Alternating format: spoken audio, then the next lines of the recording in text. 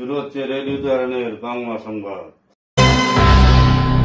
শুরুতেই সংবাদ শিরোনাম।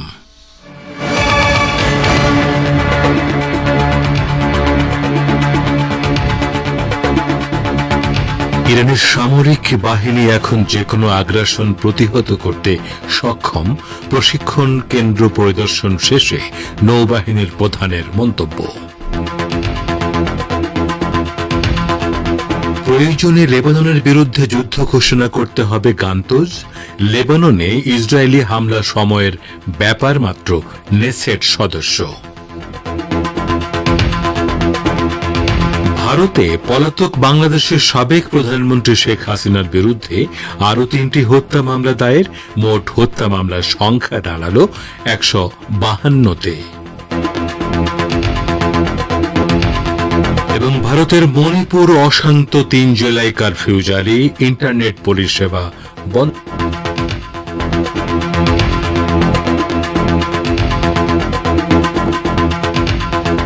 আসসালামু আলাইকুম। এতক্ষণ গুরুত্বপূর্ণ সংবাদ শিরোনাম শুনলেন। এবারে বিস্তারিত বিশ্ব সংবাদে আপনাদের আমন্ত্রণ জানাচ্ছি। আমি গাজী আব্দুর রশিদ। ইরানের নৌবাহিনীর কমান্ডার রিয়ার অ্যাডমিরাল শাহরাম ইরানি বলেছেন, সামরিক দিক দিয়ে তার দেশ এতটা শক্তিশালী অবস্থানে পৌঁছেছে যে তার পক্ষে যেকোনো ধরনের আগ্রাসন প্রতিহত করা সম্ভব। তেহরান প্রদেশে অবস্থিত ইরানের সেনাবাহিনীর একটি প্রশিক্ষণ কেন্দ্র পরিদর্শনে গিয়ে তিনি একথা বলেন। অ্যাডমিরাল ইরানি বলেন, বর্তমানে আমাদের শক্তি ও ইসলামী শাসন ব্যবস্থার সম্মান অন্য কোনো সময়ের সঙ্গেই তুলনাযোগ্য নয়। তিনি বলেন, সশস্ত্র বাহিনীর পৃষ্ঠপোষকতায় ইসলামী প্রজাতন্ত্র ইরানের পবিত্র শাসন ব্যবস্থা এখন পারস্য উপসাগরের যে কোনো আঞ্চলিক বা বহির্শক্তিকে প্রতিহত করতে ভয় পায় না। ইরানের নৌবাহিনীর কমান্ডার আরও বলেন, ইসলামী বিপ্লব বিজয়ের পর থেকে দেশের সশস্ত্র বাহিনী দেশের প্রতিটি প্রয়োজনে প্রতিটি ক্ষেত্রে কার্যকর ও সময়নিষ্ঠ উপস্থিতি নিশ্চিত করেছে। রিয়ার অ্যাডমিরাল শাহরাম ইরানি বলেন, ইসলামী বিপ্লবের আগে যেখানে নৌবাহিনীর তৎপরতা পারস্য উপসাগরে সীমাবদ্ধ ছিল, সেখানে এই বাহিনী এখন এতটা উল্লেখযোগ্য সাফল্য অর্জন করেছে যে আন্তর্জাতিক পানিসীমার যে কোনো জায়গায় নিজের উপস্থিতি প্রতিষ্ঠা করতে সক্ষম হয়েছে। গাজা উপত্যকায় ইসরায়েলের চলমান অপরাধযজ্ঞ এবং সাম্প্রতিক যুদ্ধবিরতির আলোচনায় তেল আবিবের অতিরিক্ত চাহিদা প্রমাণ করছে ইহুদিবাদী ইসরায়েল বিজয়ের দিকে নয় বরং পরাজয়ের দিকে এগিয়ে যাচ্ছে। এ মন্তব্য করেছেন ইরানের পররাষ্ট্র মন্ত্রণালয়ের মুখপাত্র নাসের কানানি।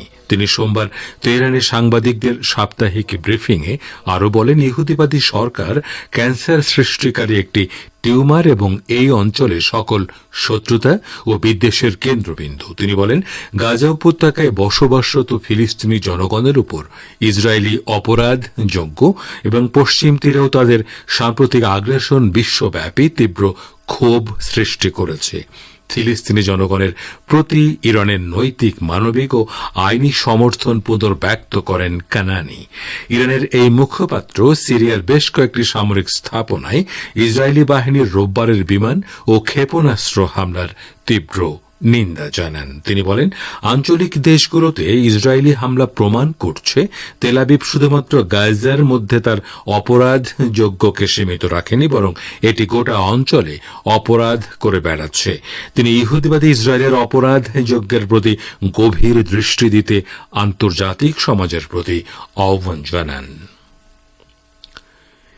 ইউক্রেন যুদ্ধে ব্যবহার করার জন্য ইরান রাশিয়াকে স্বল্প পাল্লার ব্যালিস্টিক ক্ষেপণাস্ত্র সরবরাহ করেছে বলে গণমাধ্যম যে খবর দিয়েছে, এবার তা প্রত্যাখ্যান করেছে মস্কো। রুশ প্রেসিডেন্ট ভ্লাদিমির পুতিনের মুখপাত্র দিমিত্রি পেসকভ বলেছেন, তিনি মার্কিন গণমাধ্যমে প্রকাশিত এ সংক্রান্ত রিপোর্ট দেখেছেন, কিন্তু তার কোনো সত্যতা নেই। পেসকভ মস্কোয় সাংবাদিকদের বলেন, ইরান আমাদের গুরুত্বপূর্ণ অংশীদার। আমরা নিজেদের মধ্যে বাণিজ্যিক ও অর্থনৈতিক সম্পর্ক শক্তিশালী করছি। আমরা সবচেয়ে স্পর্শকাতর বিষয়গুলো সহ সম্ভাব্য সকল ক্ষেত্রে আমাদের সহযোগিতা ও সংলাপ বৃদ্ধি করছি।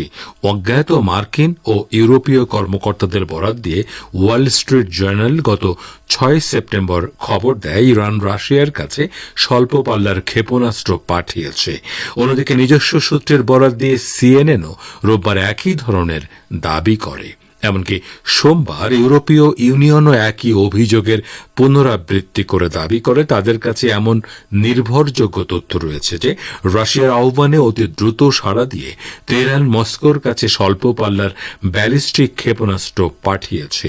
রাশিয়ার আগে রোববার ইরানের একজন সেনা কমান্ডার কঠোর ভাষায় পশ্চিমা সূত্রগুলোর এ দাবি ভিত্তিহীন বলে নাকচ করে দিয়েছিলেন।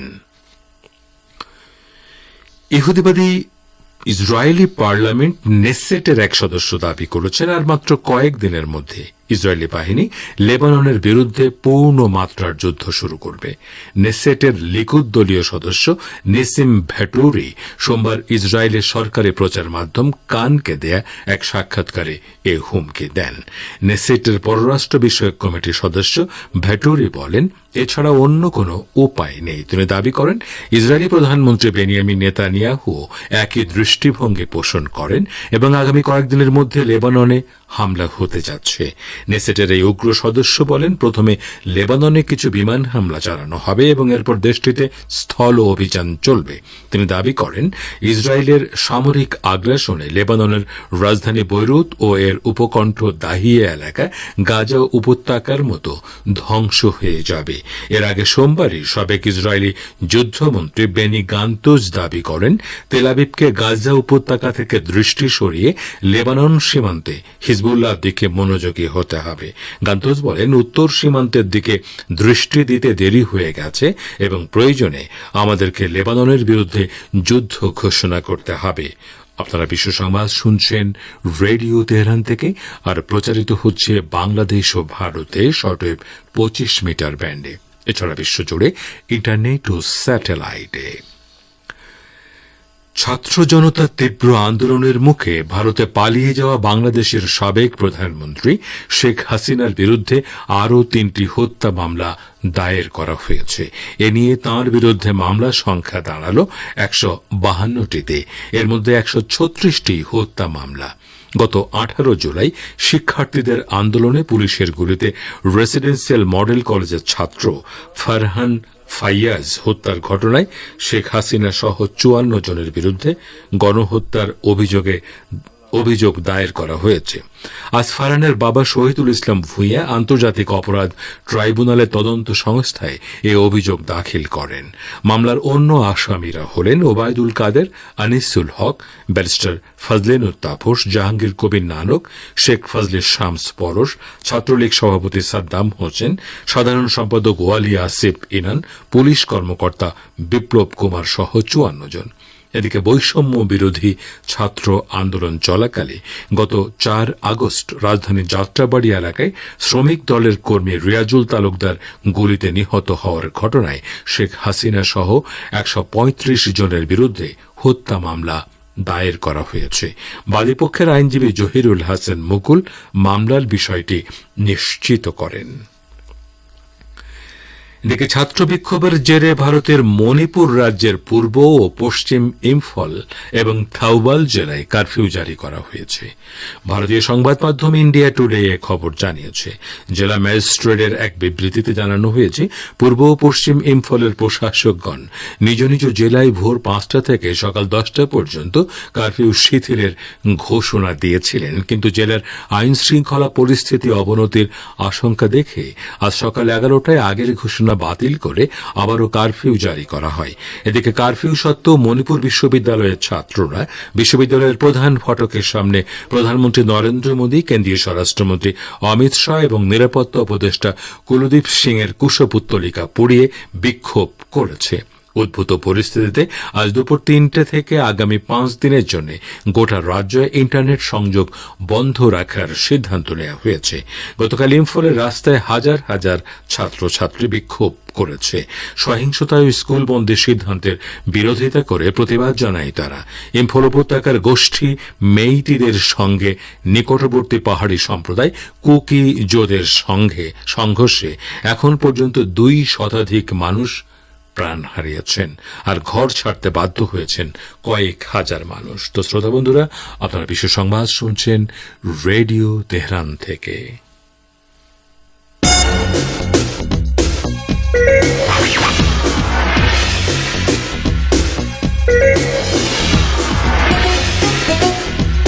রেডিও তেহরান, খবরের সঙ্গে 24 ঘন্টা। ভিজিট করুন আমাদের ওয়েবসাইট parstoday.ir/tn।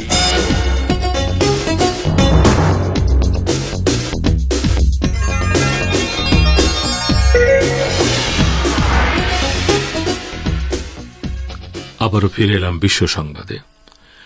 আঞ্চলিক দেশগুলোর বিরুদ্ধে চালানো পাশবিকতার ভয়াবহ পরিণতির ব্যাপারে ইহুদিবাদী ইসরায়েলকে সতর্ক করে দিয়েছে রাশিয়া। সোমবার সিরিয়ার মধ্যাঞ্চলে ইসরায়েলি বিমান হামলায় 1 ডজনেরও বেশি মানুষের প্রাণহানির পর প্রতিক্রিয়া জানাতে গিয়ে এ হুঁশিয়ারি দিল সিরিয়ার পররাষ্ট্র মন্ত্রণালয়। সিরিয়ার হামা প্রদেশে সোমবার ইসরায়েলি বিমান হামলায় অন্তত 16 জন নিহত ও 36 জন আহত হয়, যাদের মধ্যে 6 জনের অবস্থা আশঙ্কাজনক। এ সম্পর্কে প্রতিক্রিয়া জানাতে গিয়ে সিরিয়ার পররাষ্ট্র মন্ত্রণালয় এক বিবৃতিতে বলেছে, গাজা উপত্যকা ও অধিকৃত পশ্চিম তীরে চলমান প্রাণঘাতী আগ্রাসনের পাশাপাশি সিরিয়া সহ অন্যান্য আঞ্চলিক দেশের বিরুদ্ধে ইসরায়েলের পদ্ধতিগত হামলা প্রমাণ করছে রক্তপিপাসু এই ফ্যাসিবাদী সরকারের উন্মত্ততা আঞ্চলিক সংঘাতের আরও বিস্তৃতি ঘটাবে। ইসরায়েলের ভয়াবহ পাশবিকতার প্রতি আমেরিকা সহ অন্যান্য পশ্চিমা দেশ অকুণ্ঠ সমর্থন অব্যাহত রেখেছে জানিয়ে বিবৃতিতে বলা হয়, গাজা উপত্যকা সহ আঞ্চলিক দেশগুলোর বিরুদ্ধে ইসরায়েলের চলমান পাশবিকতার দায় পশ্চিমা দেশগুলোকে নিতে হবে।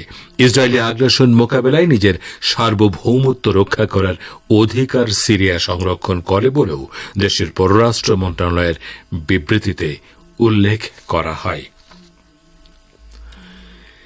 গাজা উপত্যকার নিরীহ জনগণের বিরুদ্ধে জাতিগত শুদ্ধি অভিযান বন্ধ করতে ইহুদিবাদী ইসরায়েলিকে বাধ্য করার জন্য আন্তর্জাতিক সমাজের প্রতি আহ্বান জানিয়েছে ফিলিস্তিনের ইসলামী প্রতিরোধ আন্দোলন হামাস। সংগঠনটি বলেছে, এই আগ্রাসনের ফলে ব্যাপক ধ্বংসযজ্ঞ ছাড়াও গাজার লাখ লাখ শিক্ষার্থীর লেখাপড়া ধ্বংস হয়ে যাচ্ছে। হামাস সোমবার এক বিবৃতিতে বলেছে, গাজার স্কুল শিক্ষার্থীরা দ্বিতীয় বছরের মতো লেখাপড়ার সুযোগ থেকে বঞ্চিত হচ্ছে। বিবৃতিতে বলা হয়, গাজার 6,30,000 শিক্ষার্থীর শিক্ষার অধিকার কেড়ে নেয়া সকল আন্তর্জাতিক আইনের সুস্পষ্ট লঙ্ঘন। এদিকে ফিলিস্তিন প্রতিরোধ আন্দোলনের মিশরীয় 2 তরুণ সমর্থক ইসরায়েলের সঙ্গে মিশর সীমান্তের কয়েকটি এলাকায় ইহুদিবাদ বিরোধী অভিযান চালিয়েছে। পাস্টুডে গাজা আল আন চ্যানেলের বরাত দিয়ে জানিয়েছে, ইসরায়েলের সঙ্গে মিশর সীমান্তের কয়েকটি এলাকায় ওই 2 মিশরীয় যুবকের অভিযানে বেশ কয়েকজন ইহুদি সেনা নিহত এবং বেশ কয়েকজন আহত হয়েছে। তো শ্রোতা বন্ধুরা, আমাদের নিউজ ডেস্কে এখনকার মতো এই ছিল সর্বশেষ খবর। এতক্ষণ আমাদের সাথে থাকার জন্য অনেক অনেক ধন্যবাদ।